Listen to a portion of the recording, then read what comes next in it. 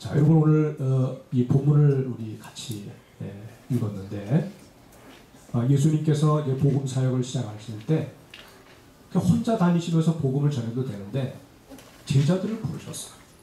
그 제자들을 부르셨는데 단번에 12명을 딱 뽑은 게 아니었어요. 성경을 읽어보면 대략 1년에 걸쳐서 5명 또 1명, 1명 해가지고 12명을 이제 뽑아요. 근데 이 12명을 뽑을 때 여기 보니까 주님이 원하시는 사람들을 불러서 제자로 삼으십니다.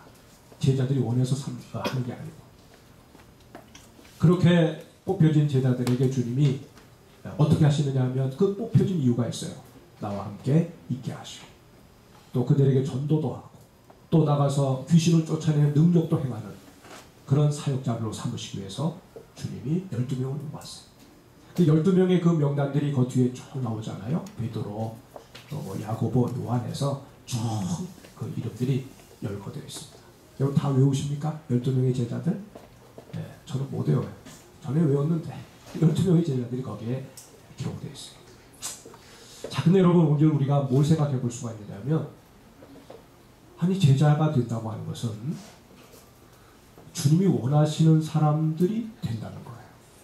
근데 당사자인 내가 원치 않는데도 제자가 될 수 있습니까? 여러분 평양감사도 우리 옛말에 있잖아요. 평양감사도 내가 하기 싫으면 안 하는 거예요. 그런 말이 있잖아요. 아무리 좋은 자리라도 내가 가기 싫으면 안 가는 거예요. 우리 주변에 어떤 사람이 야, 저 사람 저 회사 가면 참 못 있겠다. 근데 어떤 사람은 아니야. 본인이 원치 않아요. 우리가 볼 때는 야, 저 현재 그 귀한 걸 놓치네. 이렇게 생각할 수가 있잖아요. 그러니까 사실은 주님이 원하시는 것보다도 내가 원하는 게 중요해요. 당사자의 그 마음이 중요한 거예요. 그래야 제자도 되고 모두 되는 거 아니겠습니까? 여기 12제자 가운데 대부분이 갈릴리 사람들이에요. 가룟 유다만 저 유대지방 사람이고 나머지는 다 갈릴리 사람들이에요. 그리고 거의 다가 어부예요. 어부.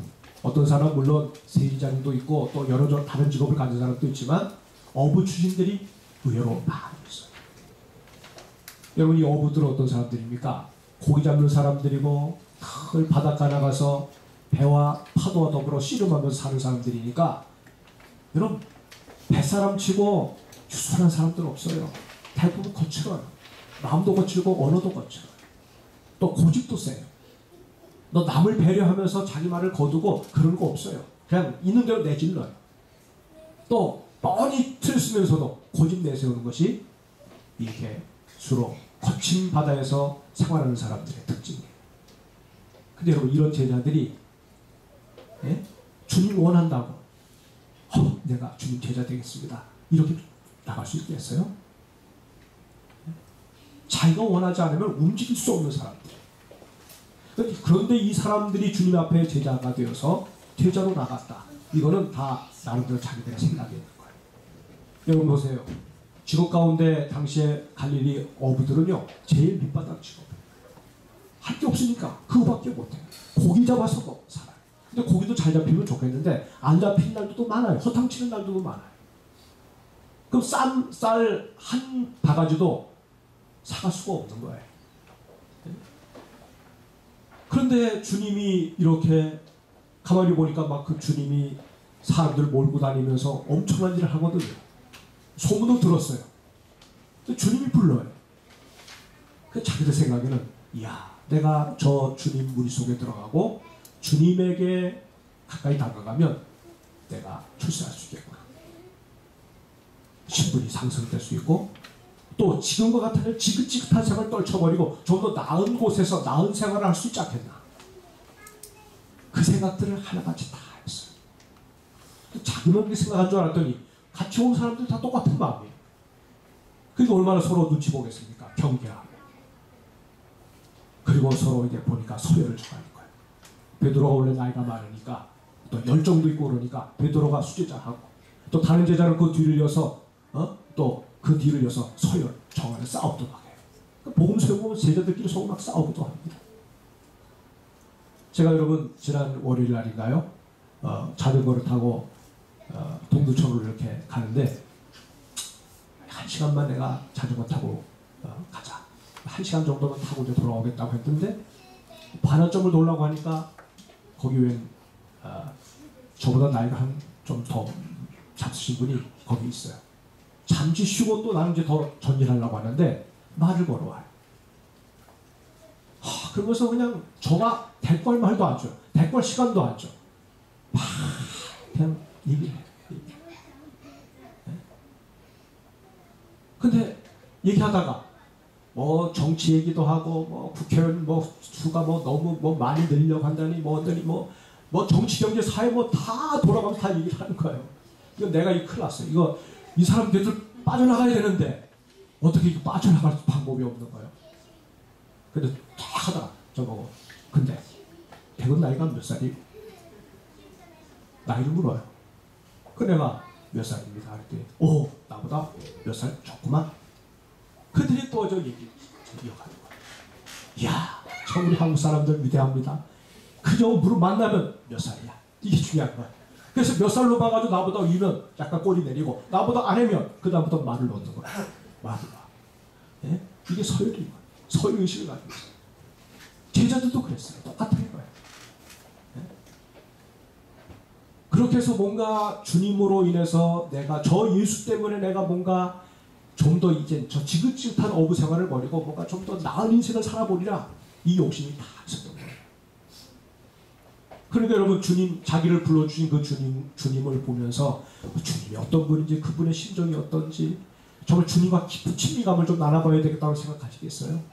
저 예수라고 하는 사람, 저 대단한 권세를 가지고 있는 사람, 저 사람 때문에 내한테 떨어질 게 뭔가, 내가 저 사람 때문에 얻을 이익이 뭔가, 이거 먼저 생각하지 않겠어요? 네? 다른 것 눈에 들어오지 않는 거예요. 그러니까 불러주신 그 예수님과 아무런 심정적으로 서로 통하는 것도 없어요. 깊어지는 것도 없어요. 예수가 어떤 분인지 거기에 관심이 없어요. 저 사람 때문에 내가 내 인생이 어떻게 달라질 수 있는지 이걸 먼저 생각하는 것이 제자들의 모습이었습니다. 여러분 그러고 보면 제자가 된다고 하는 것은 다 내 노력이죠. 내 노력의 산물로 우리가 뭐 어떤 세상의 원칙도 방식도 그런 거 아니겠어요? 내가 노력하고 내가 수고하고 내가 땀 흘리면 뭘 따내는 것처럼 예수님 따라가는 사람들 가운데도 내가 노력해서 이 자리를 내가 따낸 거야. 이런 생각 가지고 살아가는 것이 일반적인 사람들의 모습일 수밖에 없습니다. 그런데 주님이 오늘 분명하게 말씀하세요. 뭘 말씀하십니까? 너희가 원해서 제자가 되는 것이 아니라 내가 원해서 너를 세우기 때문에 너는 내 제자가 될 거라. 이거를 제자들에게 깨닫게 해주고 싶으신 거예요. 더불어 우리들에게도 그 말씀하고 싶으신 거예요. 여러분 여기 있는 제자는 물론 12명을 얘기하기도 하지만 이 제자 속에는 저와 여러분도 들어있는 거예요. 우리가 주님을 따라옵니다. 주님을 따릅니다. 내가 원해서 따릅니까? 아니면 주님이 원하셔서 따르게 된 것입니까? 주님이 그것을 제자들에게 말씀하고 계시는 거예요. 여러분 여기 그래서 주님을 따라온 12명의 제자들을 보세요. 주님은 저들을 알았어요. 저들이 어떤 기질을 가지고 있는 사람들인지 알았어요. 네? 이 뱃사람의 기질을 가지고 사는 사람들. 툭하면 막 욱하고 툭하면 그냥 고집을 내세우고 거칠게 싸움을 하고 정말 다루기 힘든 그 사람들을 우리 주님은 잘 알고 계셨어요. 여러분 이 사람들이 거기를 벗어나서 다른 데 이력서를 내고 원서를 낸다고 해서 누가 채용해 줄 것 같습니까? 고용주가 있다고 하면 이런 사람들을 고용할 수 있겠습니까? 아무도 그들을 쓸 수 있는 사람들이 없어요. 그 정도로 거친 사람들. 그런데 이 사람들이 주님의 제자가 된다고 하는 것은 주님이 원하셔서 그들을 세우기 전에는 절대로 불가능한 일이에요. 주님이 원하셔서 세운 거예요. 이걸 주님은 저들로 깨닫게 해주고 싶었던 거예요. 자 여러분 그렇게 주님의 제자된 이 사람들에게 주님이 왜 주님이 그들을 제자로 불렀는지를 또 알려주십니다. 오늘 성경 말씀 14절 말씀에 보니까 주님 그러십니다. 왜 그들을 불러내시느냐? 나와 함께 있게 하시려고 불렀다고 말씀. 그 다음에 그들에게 전도하도록 하게 하고 또 권능을 줘서 귀신도 쫓아내고 능력도 행하도록 하게 하기 위해서 그들을 불렀다고 말씀합니다. 여러분 여기 오늘 본문에 이 앞에 나오는 이 구절이 중요한 거예요. 나와 함께 있게 하시려고 불렀다. 여러분 주님이 이 제자들을 자기 곁에 가까이 있게 하시려고 한 이유가 뭘까요? 함께 있으면 여러분 어떤 일이 벌어집니까? 서로 함께 있으면 생각을 이룰 수가 있어요. 함께 있으면 마음을 서로 통할 수가 있어요. 대화하는 가운데 친밀함을 나눌 수가 있어요. 또 함께 있으면 사랑이 싹트고 사랑이 깊어져요. 예수님이 제자들을 불러서 자기와 함께 있게 하고자 하신 것은 나하고 사귐을 깊이 갖자는 거예요. 이게 제자됨의 가장 중요한 요소예요. 여러분 다른 걸 주님이 먼저 요구하신 게 아니에요. 나와 더불어 함께 사귐을 깊이 갖자. 나와 더불어 사랑하자. 네가 내 안에 들어오고 내가 내 안에 들어가서 내가 누구인지 깊이 나를 좀 알아라. 나를 깊이 배워라. 우리 주님은 바로 그것을 원하신 거예요. 여러분 그렇게 할 때 어떻습니까? 그렇게 할 때 그 둘 사이에서 최고의 우정이 만들어지고 최고의 사랑이 빚어지는 거 아니겠습니까? 여러분 주님을 따르는 사람들에게 주님이 요구하시는 건 다른 것 없어요. 이게 제일 중요하다는 거예요. 내가 너희를 원하는 건 나와 더불어 교제하면서 나와 더불어 깊은 사랑 속으로 들어가자는 거예요. 이거 외에는 내가 너희들에게 다른 것, 가장 중요한 것을 원하는 게 아니다. 말씀하십니다. 여러분 오늘 우리가 성경을 보면 베드로 이 복음서를 보면 주님의 제자들 가운데 베드로, 야고보, 요한 12명을 데리고 다녔지만 어떤 때는 다른 제자들 보고 9명의 제자들 보고는 저 산 아래 있어라. 그래 놓고는 베드로와 야고보와 요한만 쏙 데리고 변화산으로 올라갑니다. 베드로와 야고보와 요한만 쏙 데리고 야이로의 집 딸의 그 방으로 들어갑니다. 그리고 항상 베드로를 자기 곁에 두고 있어요. 그러니까 모두가 잡다가 뭐라고 그러냐면 야 베드로는 수제자야. 주님이 특별히 생각하는 제자야.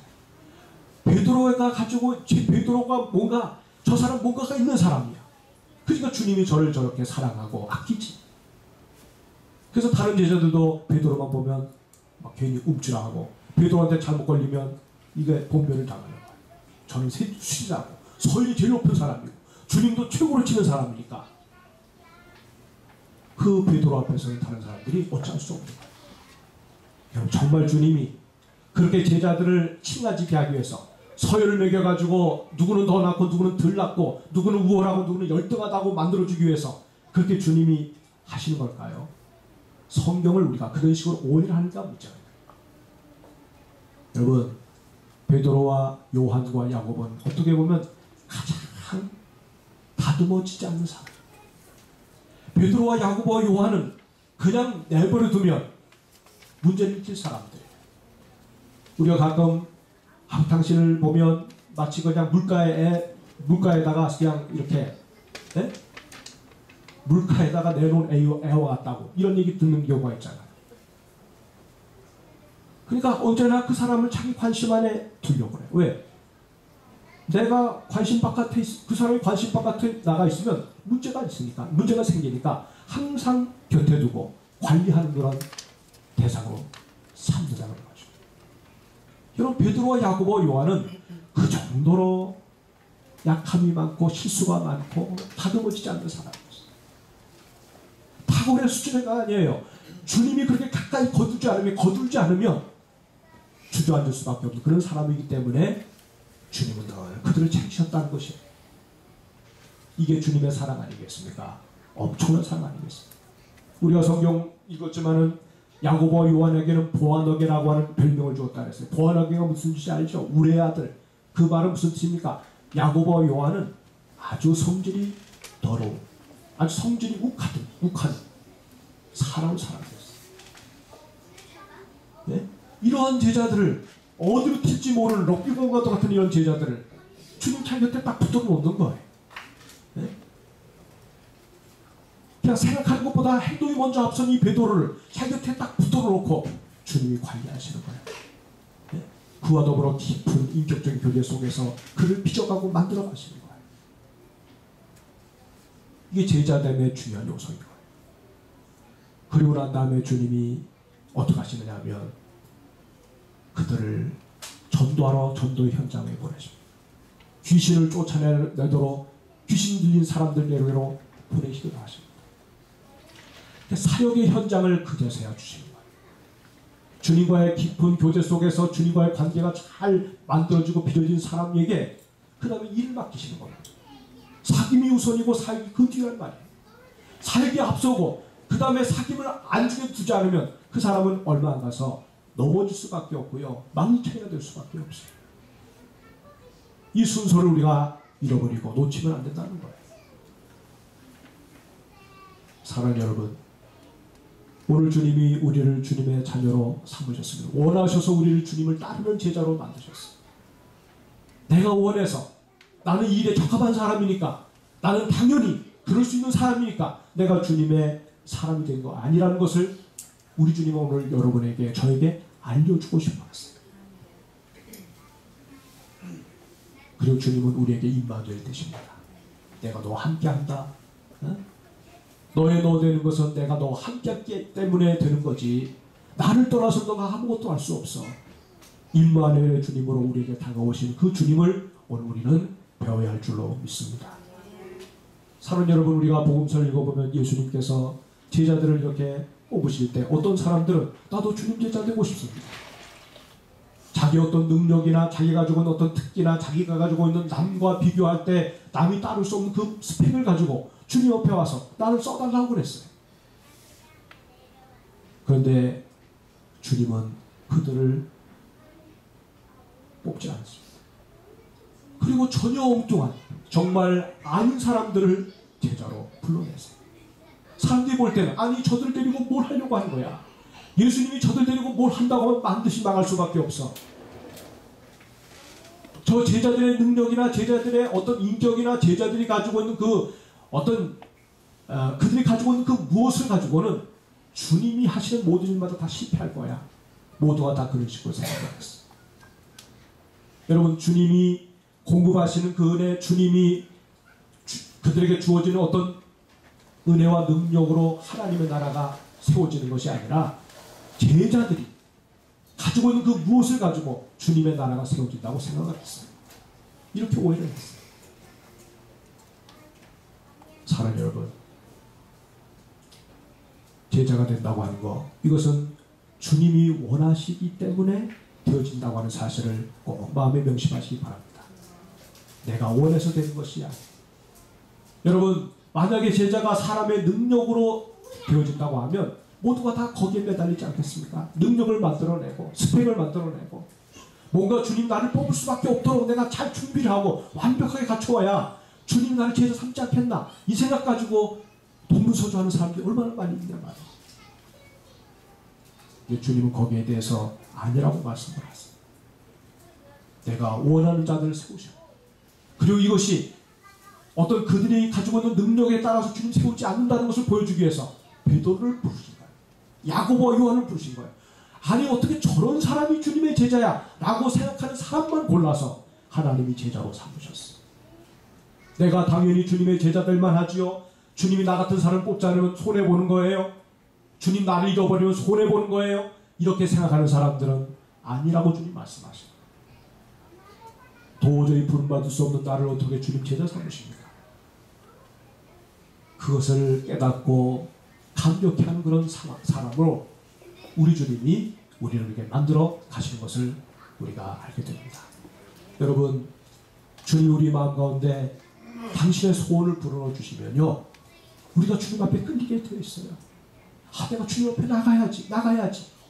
여러분, 우리가 그와 같은 무거운 부담감을 가지고 어깨에 무거운 짐을 가지고 주님 앞에 갈 필요 없어요.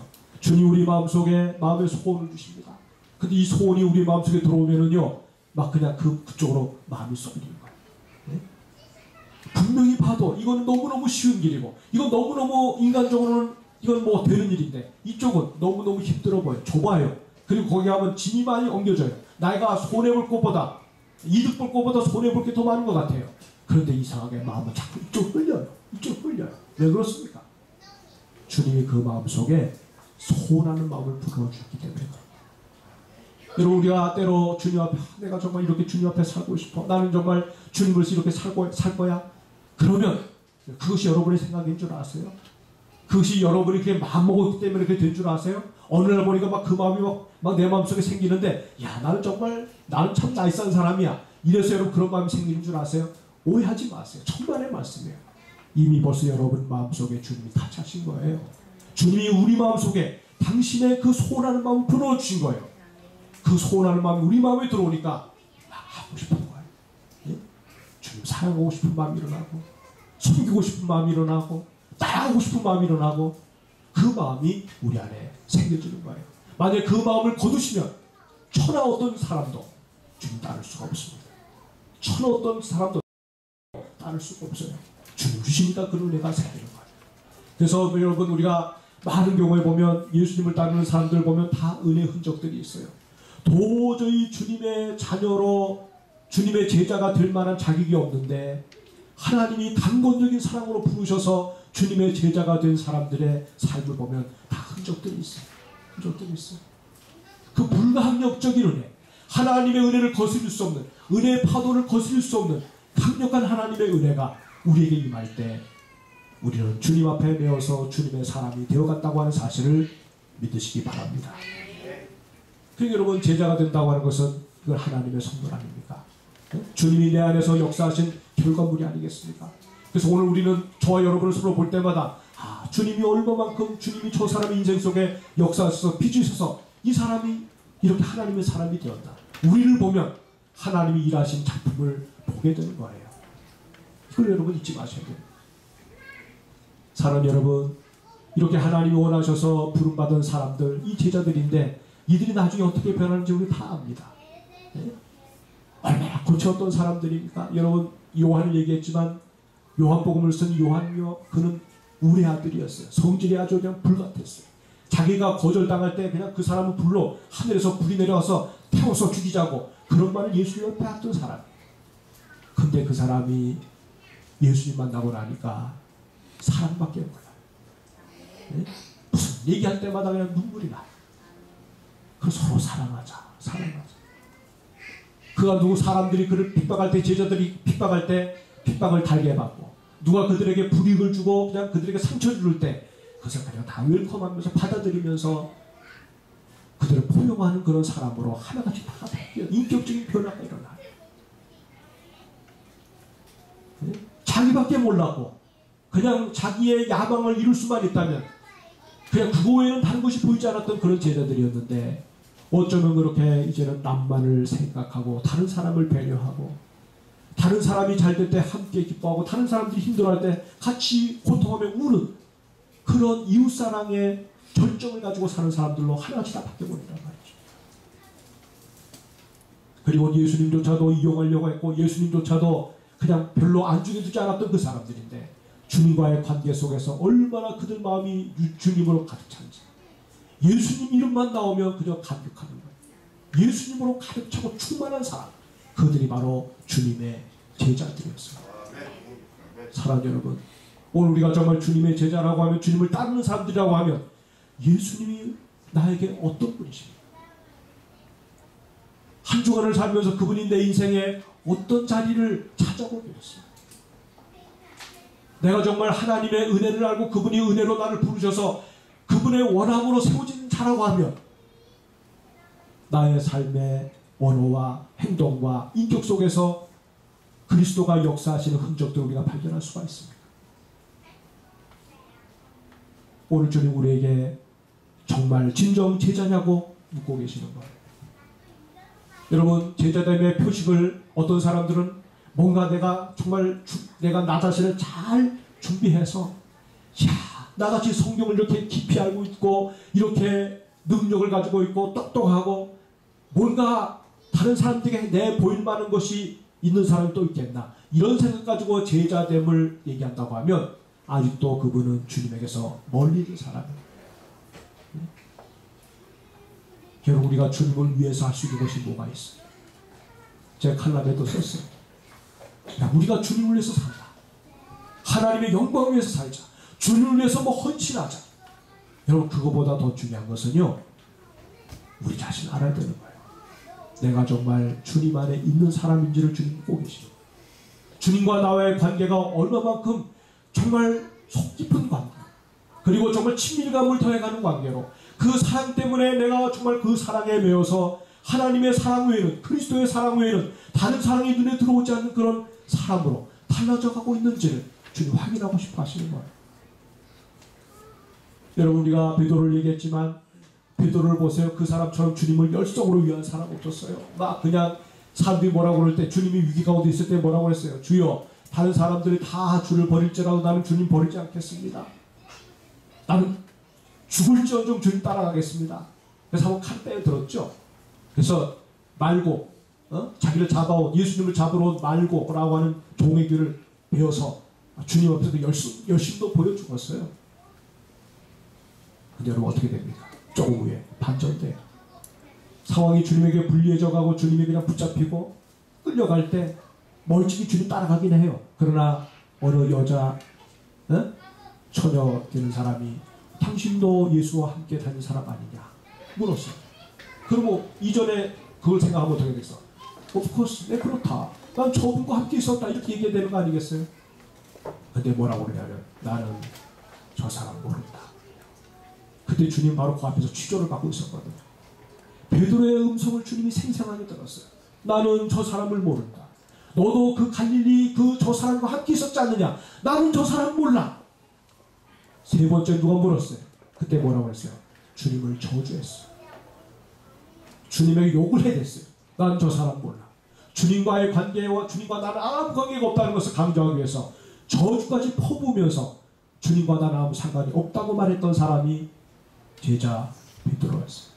그때 주님이 세 마디를 다 들으실 때 되돌아보셨어요. 베드로와 눈이 마주쳤어요. 그 주님의 눈빛은 그렇게 엉토당토하는 말을 하고 실망스러운 말을 하는 제자 베드로를 향해서 실망했다. 너 그럴 수 있느냐? 뭔가 그냥 주님의 눈빛에서 뭔가 실망과 배신의 그런 눈빛으로 보여준 것이 아니었어요. 그를 향해서 주님이 보낸 사인은 내가 너를 깊이 이해한다. 낙심하지 마라. 내가 이미 너에게 그렇게 된다고 얘기하지 않았느냐. 내가 너의 약함을 잘 알고 있다. 긍휼과 사랑으로 보내는 그 눈빛을 주님은 베드로에게 하고 계셨던 거예요. 그러니까 제자 베드로가 뛰쳐나가서 통곡하지 않습니까? 얼렁얼렁 울면서 통곡하지 않습니까? 나중에 주님 부활하시고 제자들이 위기에 빠졌을 때 갈릴리로 내려갔어요. 고기를 잡았어요. 고기 잡으러 내려갔어요. 옛날로 돌아갔어요. 그 현장에 주님이 찾아오셨어요. 그리고 베드로와 제자들을 다 불러놓은 자리에서 베드로를 향해서 말씀하시죠. 세 번 주님을 부인한 그 베드로의 그 질문을 기억하고 주님 세 번 베드로에게 물어요. 베드로야, 시몬아, 내가 이 사람들보다 나를 더 사랑하느냐? 베드로가 뭐라고 그러겠어요? 네, 그러하오이다. 내가 주를 사랑하는 줄 주께서 아십니다. 열성과 주님 뭔가 위한 건 있었지만, 그러나 나는 이렇게 무기력해서 주님을 배반하고 모른다고 했던 사람입니다. 그 고백 그 속에 담겨있어요. 그러나 나는 주님 사랑합니다. 그 말이에요.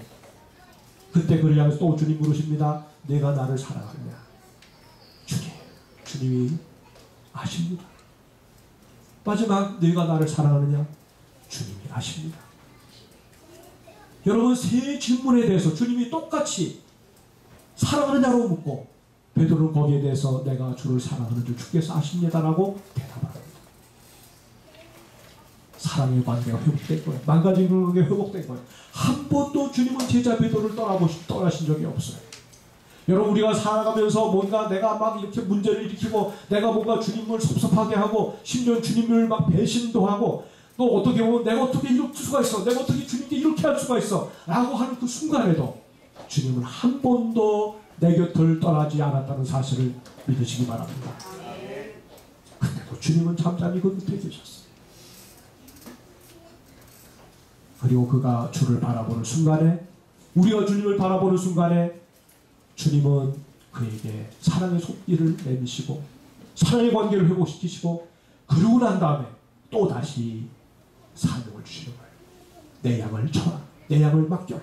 내 양을 쳐라. 다시금 사역의 현장을 맡기시는 주님을 볼 수가 있습니다. 여러분, 우리가 베드로의 그 모습을 보면서 정말 베드로 형편없어. 근데 우리도 역시 어떻습니까? 베드로만큼 형편없어요. 베드로만큼 부족합니다. 자랑할 것이 없어요. 내가 뭔가 능력이 있기 때문에 주님 따르는 게 아니에요. 내가 뭔가 주님을 위할 수 있는 능력이 있기 때문에 우리가 주님의 제자가 되는 게 아니에요. 이렇게 보잘것없는 내 인생 속에 주님 들어오셔서 함께 하셔서 그분의 은혜로 우리가 하나님을 섬기고 있다는 사실을 믿으시기 바랍니다. 그러니까 여러분, 주님을 위하는 것보다 더 중요한 게 뭐겠어요? 우리가 주님 안에 있는 것입니다. 내가 오늘도 주님 안에 있습니다. 주님, 내 안에 주님을 모십니다. 내 안에 마음껏 들어오세요. 내 안을 충만하게 채우세요. 여러분, 날마다 우리가 주님을 바라보면서 주님을 주목하면서 그 주님을 내 심령 속에 초청하고 내 안을 주님으로 가득 채우면 그 다음부터 주님이 내 안에서 당신의 지혜로 우리 손을 움직이시고 당신의 능력으로 내 발을 움직이시고 당신의 그 지혜와 당신의 모든 것을 가지고 내 인생을 움직이시면서 주님의 역사를 만들어내는 하나님 사람 되게 하신다는 말씀이에요. 여러분, 가끔 그런 얘기 있잖아요. 그 심장 이식 수술을 하고 하면 이식받은 사람이 이식해준 사람의 성향을 많이 담는다는 거예요. 이 사람은 이전에 시를 몰라요. 근데 어느 날부터 시를 써요. 어느 날부터 노래를 잘해요. 어느 날부터 피아노를 잘 쳐요. 그래서 연구를 해보니까 원래 심장을 이식시켜준 그 사람이 시인이었어요. 원래 심장을 이식시켜준 그분이 피아노 연주하는 사람이었어요. 원래 그 분야에 아주 독보적인 학문적인 힘을 가지고 있던 사람인데 그 사람의 심장을 이식받고 난 다음에 그것과는 전혀 문외한으로 살아왔던 사람이 시를 그렇게 잘 쓰고 누구 앞에서 그렇게 말을 잘하고 누구 앞에서 그렇게 갑자기 배우지도 않았는데 피아노가 쳐지고 그렇게 된다는 거예요. 여러분, 내가 만약에 베토벤처럼 되려고 아무리 애를 써보세요. 될 수 있습니까? 그런데 베토벤의 재능이 내 속에 들어오면 우리는 베토벤처럼 악성이 될 수 있어요. 음악의 성인이 될 수가 있어요. 여러분, 내가 아무리 수학을 잘하고 아무리 애를 써도 여러분, 우리 영민이 같이 수학을 잘할 수가 없어요. 아무리 노력을 해도 아인슈타인이 될 수가 없어요. 근데 아인슈타인의 영이 내 속에 들어오면 어떻게 됩니까? 오늘부터 상대성 원리를 막 얘기하고 이야, 저 사람은 아인슈타인 방불하는 사람이네. 그 소리 들을 수가 있는 거예요. 여러분, 우리가 주님을 위해서 내가 뭔가 주님을 위해서 일해야 되겠다 이 생각 버리고 주여 주님의 영이 내 속에 들어오시옵소서. 그리스도의 영이 내 속에 들어오시옵소서. 예수님의 영이 내 인생 속에 들어오면 우리는 주님처럼 사는 줄로 믿습니다. 야, 어떻게 저분은 주님처럼 살아? 어떻게 저분 속에 주님의 흔적이 나타나나? 어떻게 저분의 언어와 저분의 삶 속에 그리스도의 향기가 맡겨지나? 우리 안에 주님이 거하시기 때문에 그런 것입니다. 여러분, 탁월하고 비범한 인생을 산 사람의 심장을 이식받아도 그런 인생을 산다고 하면 오늘도 살아계시고 부활하셔서 우리의 인생에 오늘도 역사하시는 생생하게 살아계신 그 주님 예수 그리스도가 내 인생 속에 들어오신다고 하면 우린 주님으로 인하여 정말 다른 인생을 살게 된다고 확신합니다. 아멘. 여러분, 가난은 어떻습니까? 오히려 가난한 가운데도 얼마든지 부한 인생을 살 수 있어요. 여러분, 때때로 우리의 몸이 약하면 어떻습니까? 약한 가운데서 하나님의 강함을 체험할 수 있어요. 실패하면 어떻습니까? 실패를 통해 더 소중한 것을 발견할 수가 있어요. 여러분, 지금 현재 내가 불행이라고 생각하는 것에 매이면 그건 불행해지지만 세상이 어떻든 간에 환경이 어떻든 간에 내 안에 예수 그리스도가 계시다고 하는 이 확신 속에서 우리가 살아간다고 하면 그 인생은 위대한 인생, 진정 그리스도인으로 살아가는 인생이 될 줄로 믿습니다. 이 은혜 속에서 날마다 새로워지고 강건해져가는 우리 마하나님 교회 성도들 되시기를 주의 이름으로 축복합니다. 기도하십시오.